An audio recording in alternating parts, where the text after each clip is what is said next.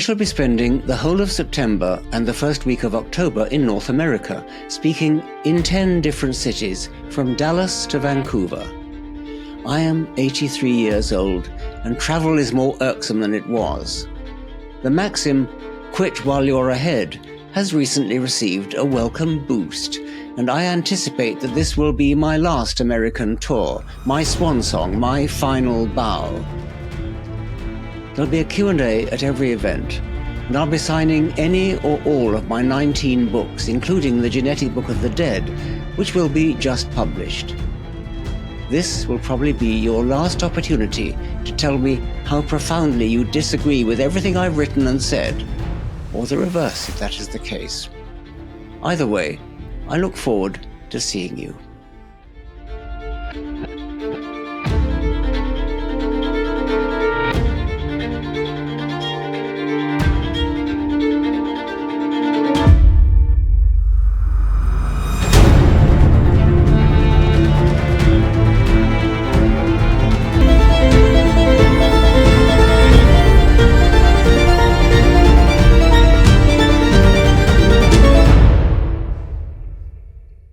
Hi, everyone. I'm Taryn Southern, and welcome to a very special future-focused episode of The Poetry of Reality with Richard Dawkins. I'm here in the studio in Oxford with Richard today, and a new friend is joining our conversation, the Dawkins GPT, which is an AI version of Richard that I cobbled together last night with some of his works that we were able to find online and publicly available information. So we're going to actually integrate Dawkins GPT into our conversation today, focused on areas of interest related to technology, AI, and future forward questions. So, Richard, I'm going to start with something that's actually a personal sort of anecdote story. I learned this while I was visiting the UK, because I'm here for a couple of months, that in the UK, it is illegal to select the sex of an embryo during IVF or for egg freezing. Whereas in the US, this is not an illegal practice. So I'm curious, since this is a topic of a lot of interest, especially from women who are choosing to undergo these kinds of processes, what do you think about the fact that it's legal in the US? And what do you think about people selecting for these kinds of traits? I can understand why it might be illegal. And the reason is that in different cultures, at least, in any one culture, there's likely to be a bias in favor of one sex or the other. In nature, the sexes are balanced by natural selection favors.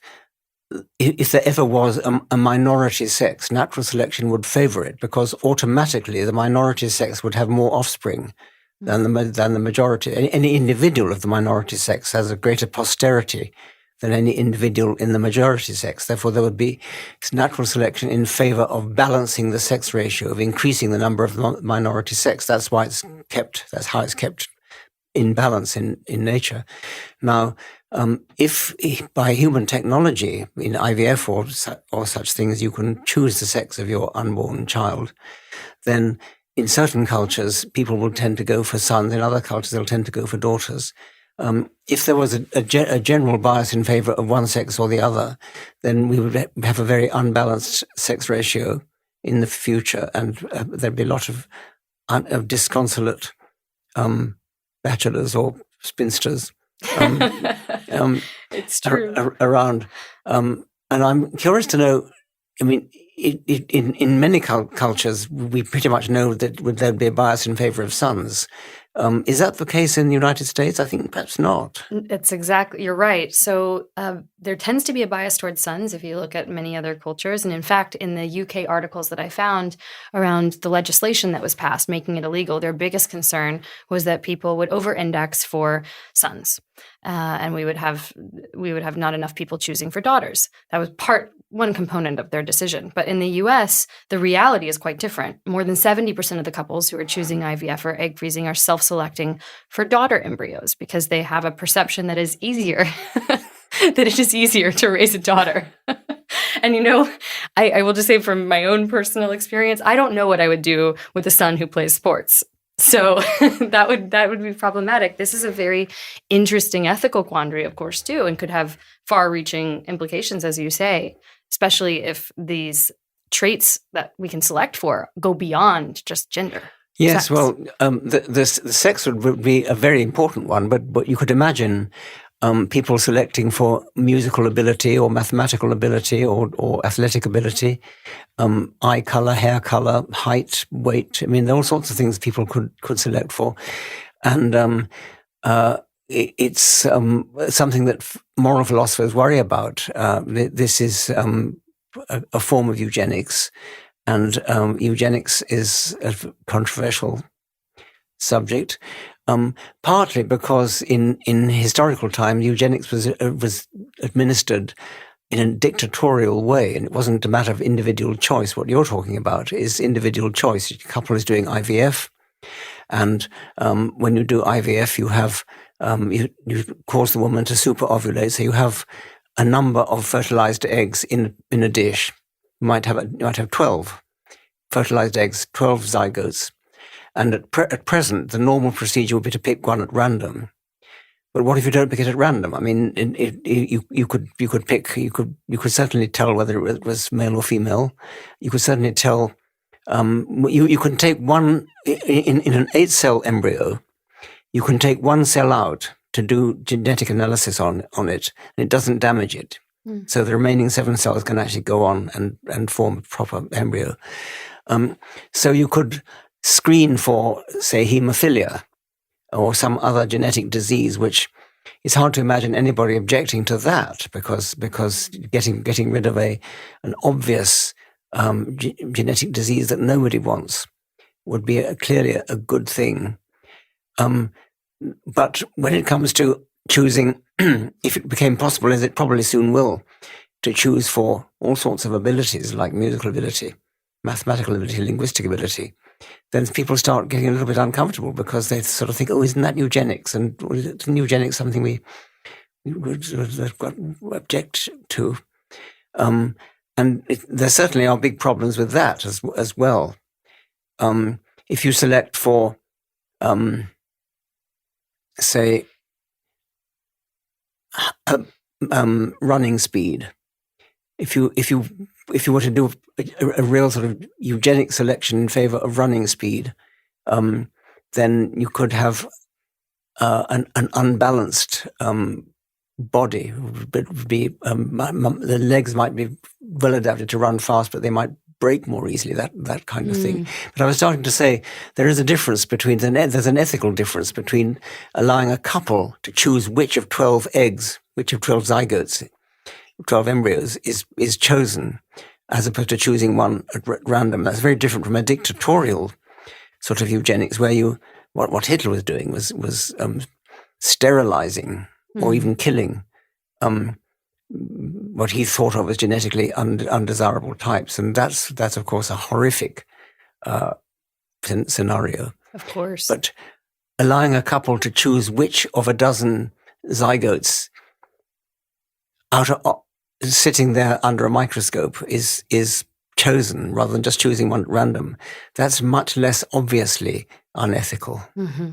Yeah, and it'll be very interesting how this turns out, because you obviously have countries like China who have a very different cultural sentiment around these kinds of things. And then you have the US sitting in the middle, and it puts these sort of nation state pressures, if you will, on other countries. I think this is not the last that we'll hear about this. No. And my next question is sort of related to this, on the topic of cognitive enhancement and evolution and self-selected evolution. There's been this growing interest in new concepts such as the enhanced games, which we were discussing, which is basically an augmented Olympics. People being allowed to basically take whatever drug or therapeutic possibility that might help them expand the limits of human physiology. What do you think about this? What do you think about humans pushing the boundaries of physical possibility and these kinds of games that are designed to encourage this? If they're allowed to take any kind of drug or hormone to enhance their athletic performance, then I suppose doctors might have something to say. I mean, these things have side effects, and you could argue about that. I suppose you could say that if the principle that you're talking about, which I must say I hadn't heard about, and it's the first I've heard of it. My first thought is that it would cut through arguments like whether a competitor is in a, say, female event really is female, or whether they've got too much testosterone to qualify as women. And you're in are they called enhanced games? Enhanced games. Yes. That would cut through that because there'll be if there's no law against having too much testosterone, presumably, I mean, I imagine the end product of that might be you give up having separate male and female events altogether and just have events for humans. But wouldn't an enhanced biological male still potentially have a different outcome than an enhanced biological female? Well, I suppose so, but it rather sort of the more of this injecting of hormones and things you allow and encourage, the division between male and female would tend to become rather moot, I would have thought. It might be the case. Yes. I mean, I'm not familiar with the plethora of drugs that can be injected, whether they're hormones or peptides or steroids, but I think there's a cornucopia of these things, and this community has decided we want a community where we can openly study and showcase what's possible. Do you think that there are any maybe evolutionary consequences? Well, I'm not sure about that.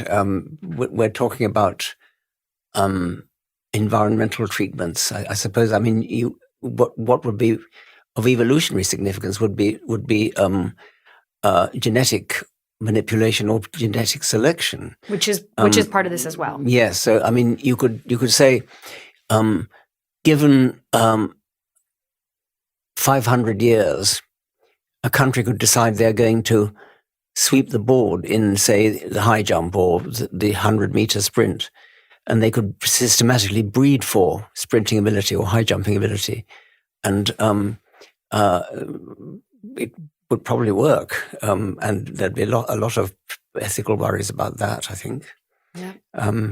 People are flying down to South America now to do these untested genetic alterations. Yes, but that would take a long time. Genetic manipulation. You could also imagine doing that to enhance running speed or high jumping ability or shot putting or whatever it is. I'm not going to come out as an advocate of this. Okay, let's see what Dawkins GPT would have to say about this question.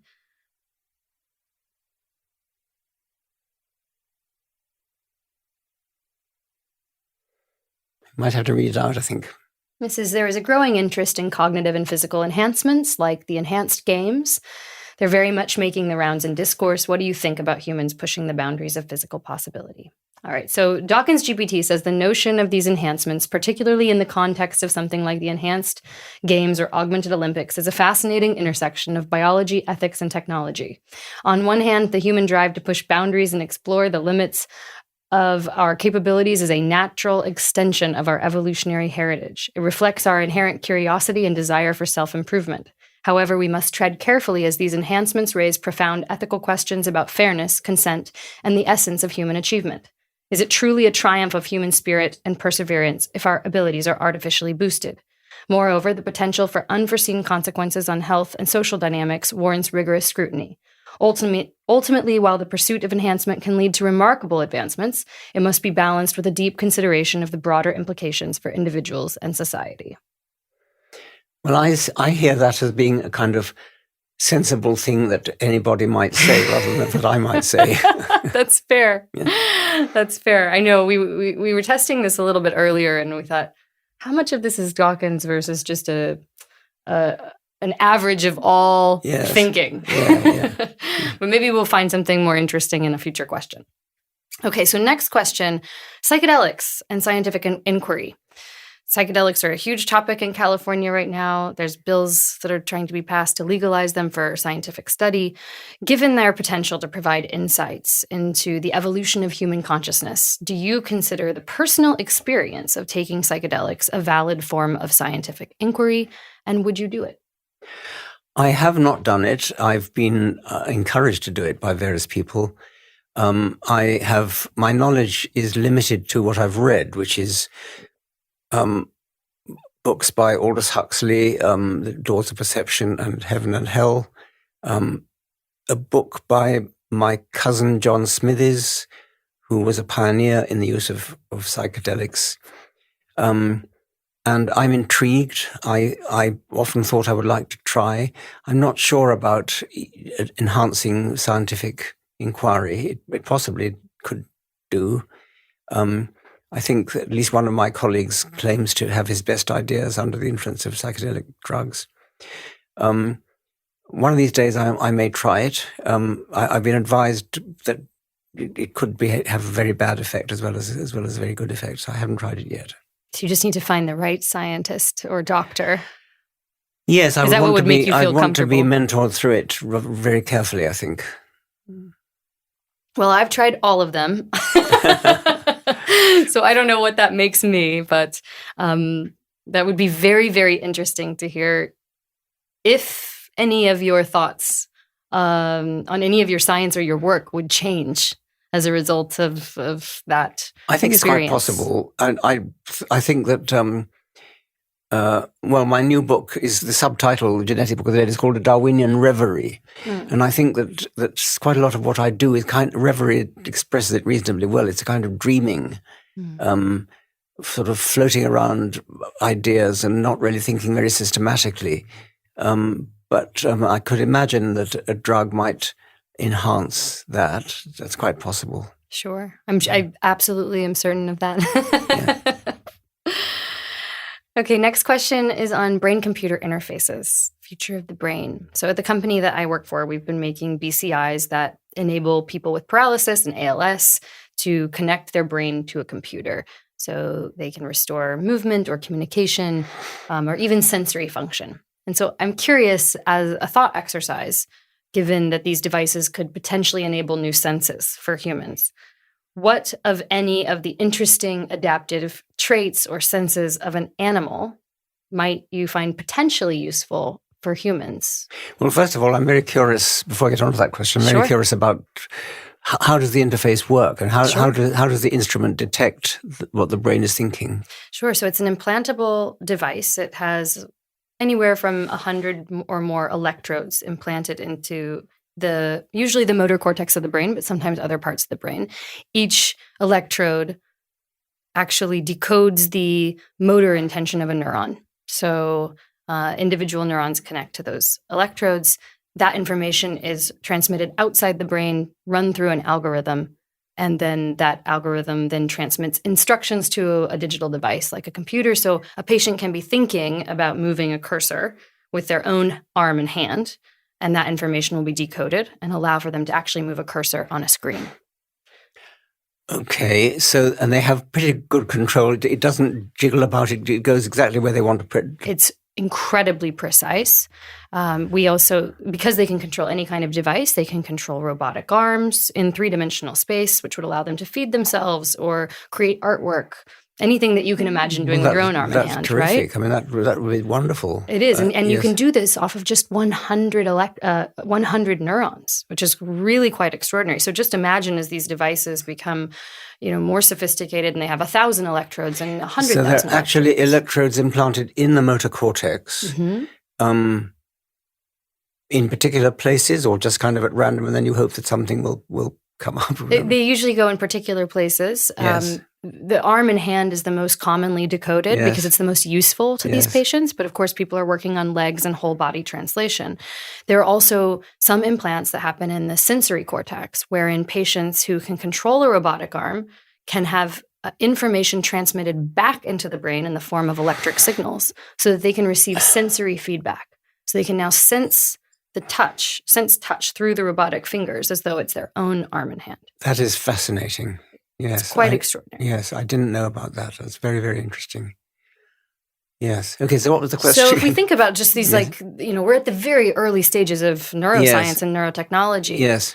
But when we think about the possibility of being able to provide patients with new senses in a way, and I'll give you an example of one way this is already being done. With blind patients, there is a company that had been making retinal implants that allow for electrical information to be transmitted to the brain so that they Yes. could form a rough picture of what's in front of them so that they could walk across the street. Yes. One of the interesting technologies that they were able to start embedding into the early beta versions of this tech was heat sensory information. So a patient could cook on the stove and be able to see where there's fire. So this would have, this would be a sense that we don't humans naturally have, but, some night vision would be another word for it, having sort of a night vision sense. So that would be an example of a new sense that is possible through this technology. And since you've studied all of these interesting adaptive traits of animals. Yes. Well, when you say retinal implants, that's clearly going straight for what the eye is doing. But you could, if the nerves in your back were sufficiently close together, which they're not, you could connect a camera with photocells at the back, and each photocell could give a little tingly electric shock to a map on the skin of the back. Well, that couldn't work because the skin of the back is the nerve endings are too far apart, so they wouldn't give sufficient resolution. But my conjecture is that if only they could, the fingertip would be better actually because they have much more close together. And I suspect the brain might be able to piece together an image, even though it's coming in the form of little electric shocks. The brain might be versatile enough to make that into an image. I believe that when bats and dolphins use sonar, use echolocation, use echoes to find their way about, the accuracy is so great, the resolution is so great, the fact that a bat can fly at great speed and avoid obstacles and can catch insects on the wing. The bat must have an internal model in the brain of the world in which it's flying through. It must have pretty much the same kind of internal model. When we use our eyes, we're not directly seeing. What we're doing is seeing a model inside the head, which we're constructing a model on the basis of visual information. And when bats use echoes, they must be constructing a similar model because they've used it for the same purpose, which is navigating through three-dimensional space and catching fast-moving insects. So I suppose that blind people, well, I know that some blind people have learned to use a form of echolocation and have managed to. There's one story of a boy who was blind and who had an echolocation device which enabled him to ride a bike and play baseball. Wow. And it's not totally unbelievable that should be the case. Certainly, if we had evolved the echolocation sense like bats have, playing baseball would not be a problem because they do essentially the same thing. Catching an insect is just like catching a ball or hitting a ball. But the question is whether the human brain is versatile enough, is flexible enough to accommodate itself to a new form of input, and I've got a kind of hunch that it would be, but I'm not. But I think, yeah. Well, we're seeing some very interesting things with our studies where patients can control a third robotic arm very intuitively, very naturally, as though it's an extension of their own body. But that's the motor. That is motor. Yes, that is motor. Okay. But you give them sensory feedback and something analogous to touch. Yes. Sensation. And it doesn't feel, of course, like the same type of touch, but they learn to align the new sensations with the robotic arm. So it allows them to modulate things like pressure. So if you're cooking, you need to be able to know if you're cracking an egg, how much pressure to place, otherwise the egg will break. These are the sorts of things that they're able to learn. I don't see why it shouldn't feel the same way, actually, as our sense of touch. Because we're basically placing electrical information in the brain and sort of running running these alignment tests with the patient while they're doing the activity so that they can relearn this new sensation to be able to be functional for them. Yes. I was once with Richard Leakey, the anthropologist, and his daughter was sitting on a wall high above, and when one's daughter's sitting on a wall high above, you're frightened she might fall off. And he said, "Don't do that. You're making all my toes tingle." Mirror neurons. He doesn't have toes because he has his legs amputated. So these were virtual toes that were tingling. The part of the brain which would have been connected to the toes if he had toes was what was tingling in a way that was frightening him. Yeah. Phantom pain. Yes. Very common. Yes. It's fascinating. I mean, I personally would love interoception, like more awareness from my brain of my internal body states. I think that would be a very interesting skill to have. I mean, some people can tell their heart rate, their HRV. They have a very attuned sense of entero. Right. Yes. Yes. I mean, there are other senses which some animals have, which we have no idea what they might be like. Echolocation, I suppose, is one. We have a very dim idea of that, but not much of a one.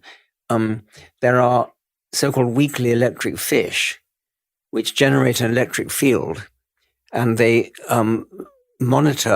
have sense organs that monitor disturbances in the electric field, which tell them what's going on around them. Now, we can't imagine what that would feel like. Wow. But probably very noisy, chaotic. Yes. Probably wouldn't be pleasant. Yeah. Okay, I have to know now what Dawkins GPT, what sense the AI might prefer. So let's take a look at that.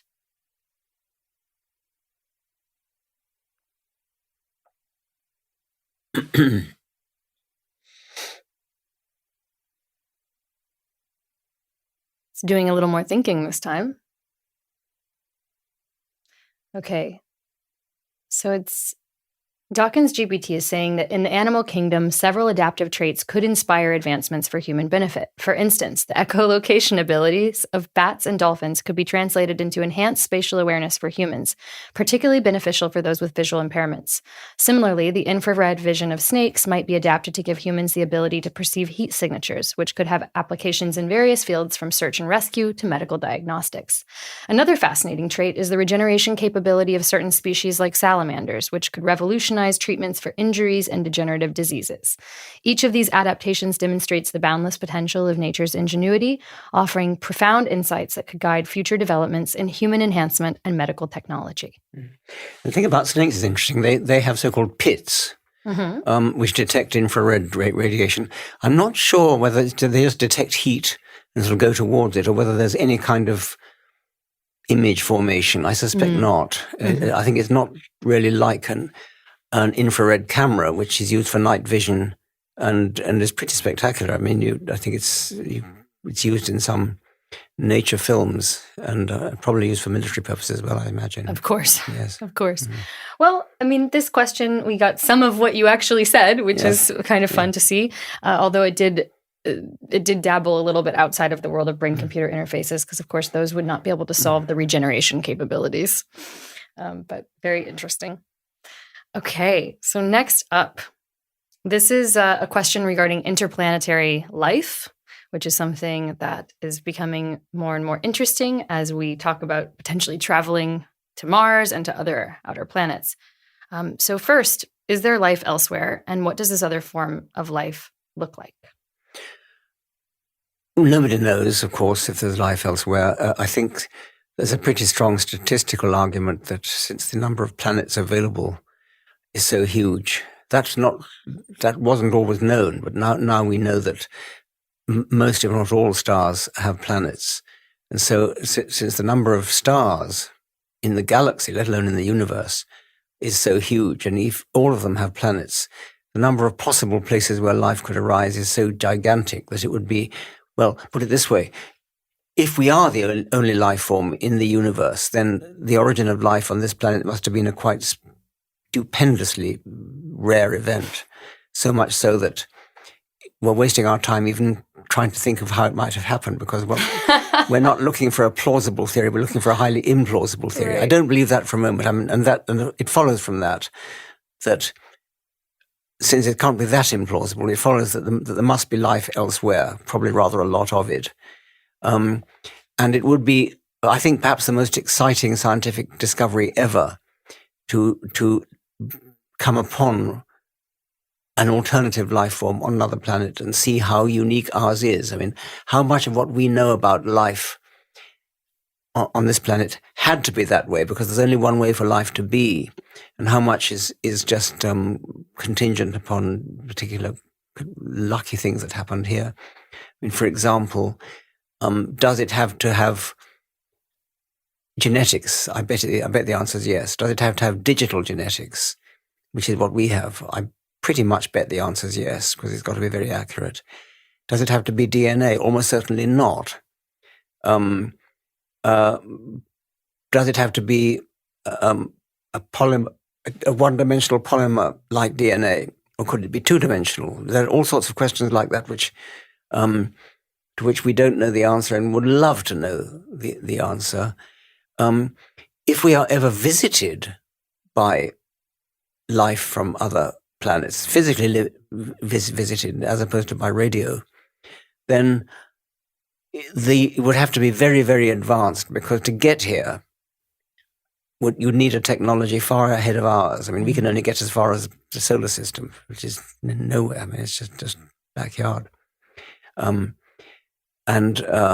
get here from another star system or from further reaches of the galaxy, the technology would have to be way, way, way in advance of ours. And so there's a kind of filter to get to us. There's a filter of intellect and technological ability such that we might be tempted to worship them as gods, but they would not be gods because they would have evolved gradually.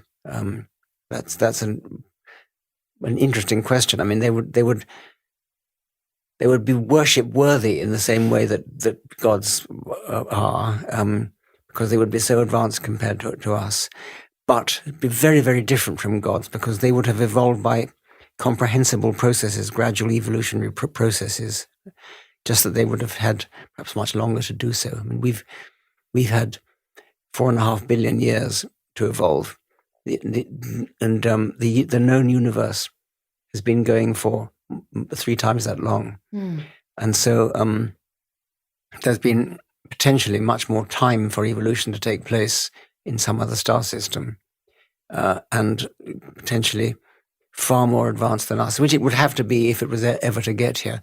If we ever do encounter life from another planet, it's much more likely to be not bodily encountering at all, but radio waves or electromagnetic radiation of some sort.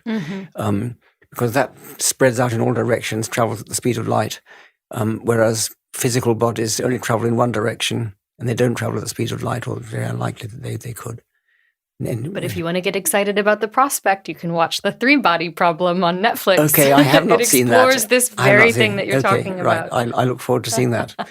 It is a fun exploration of exactly these questions. And, beyond, I suppose, the idea of other species, if we just talk about us and here on this Earth, many people now working very hard to get to Mars. What are your thoughts on that, about becoming a multiplanetary species? Yes, well, I understand the logic behind it. I mean, in the case of Elon Musk, I understand that it's the don't keep all your eggs in one basket argument. And there's something to be said for it, because we are vulnerable to total destruction of this planet. The mass extinction of the dinosaurs at the end of the Cretaceous, 66 million years ago, didn't kill off all life, but it might have done. I mean, a bigger meteorite or comet could have wiped out all life instead of just most of it. And it will happen again. These things you can't tell when, but there are projectiles hurtling around the universe, which sooner or later another one's of sufficient size. I mean, they're hitting us all the time, of course, but not big ones. And another big one is going to hit us at some point. But the interval between them is so long that we don't have to worry about it. I'm tired.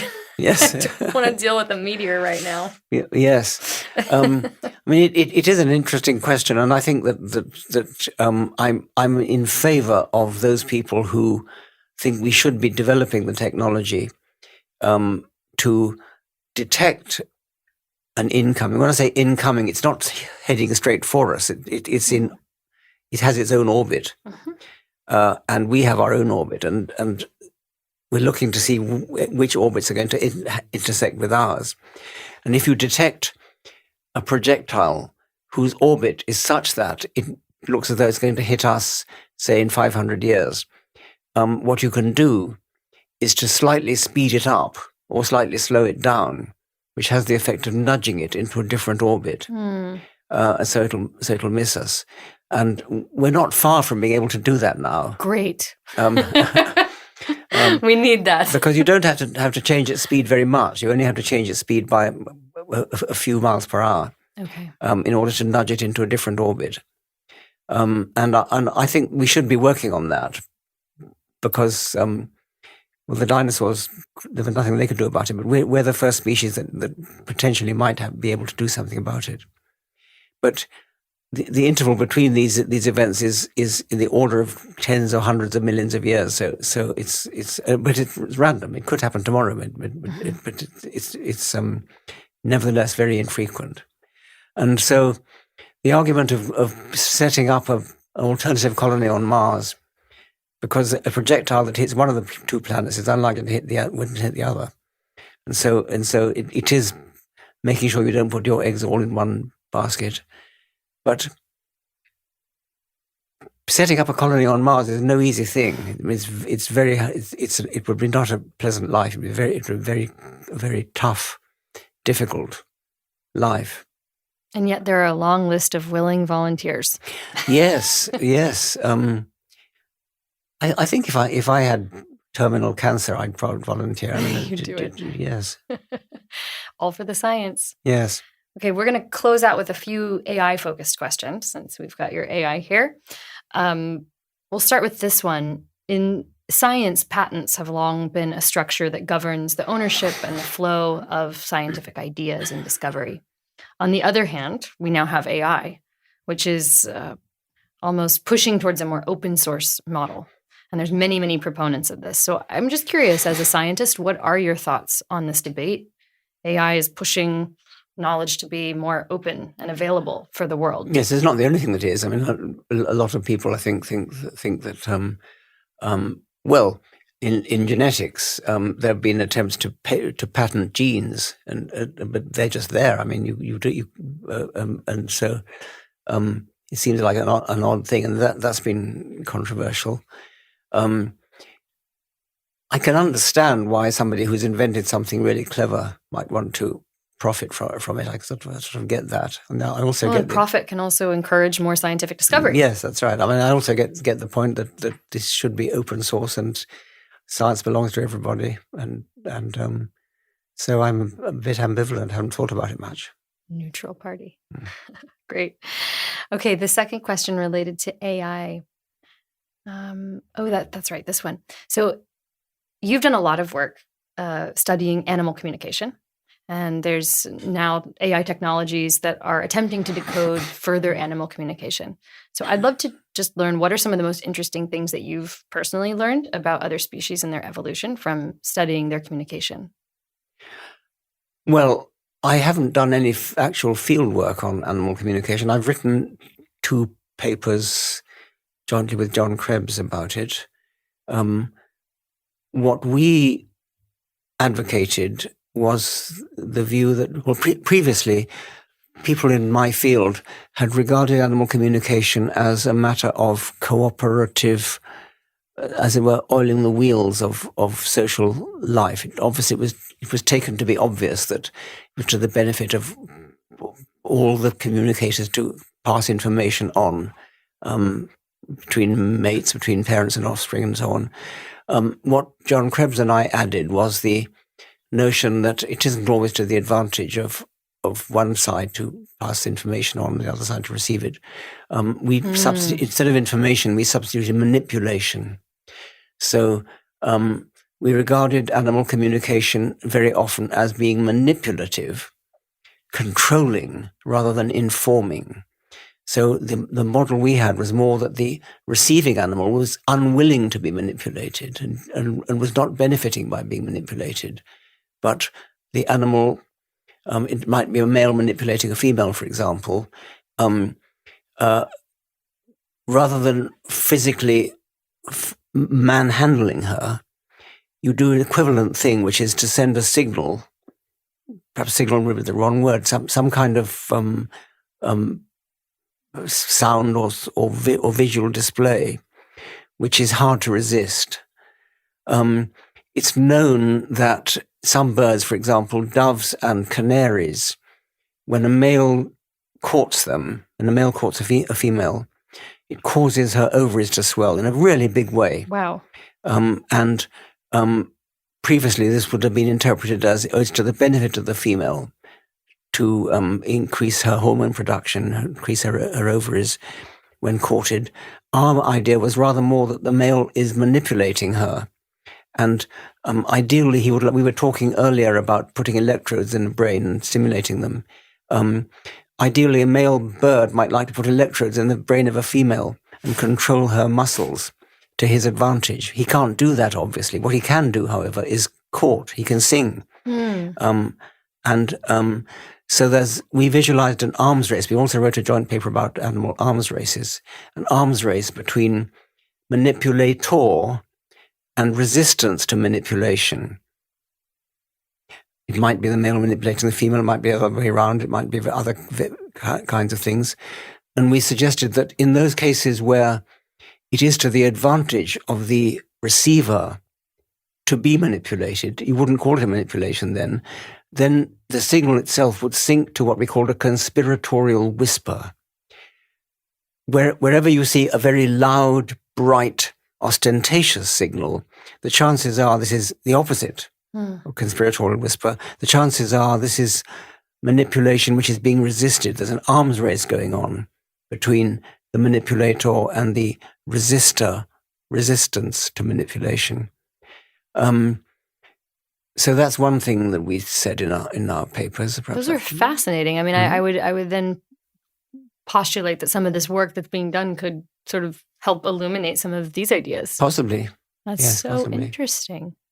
I love animals so much, and I just really want to understand what Tiggy, my cat, is saying to me every time she gives me that ferocious meow in my face in the morning. But that's selfish. Yeah. Okay, great. So we're going to close out with a question around longevity. Because of AI, people are now able to track sort of medical advancements and their own personal biomarkers much better than they would have 5 years ago, 10 years ago. And so there's a lot of speculation that we may be able to increase our lifespans rather substantially over the course of our lives. Whether this is possible is yet to be seen, but I'm curious what you think are the potential consequences of significantly longer lives happening in this generation. How might that longevity affect reproduction or health or other overall human development? I suppose, unless it's accompanied by some form of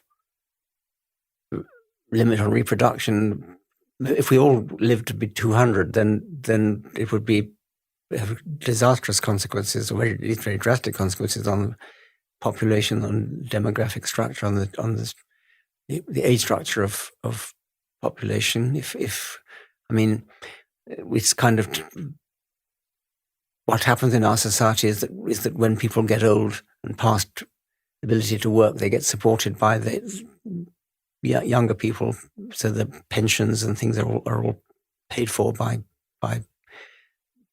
the earnings of younger people. Sure. If we all lived to be 200, what would that do to the demographic Our structure? systems would break.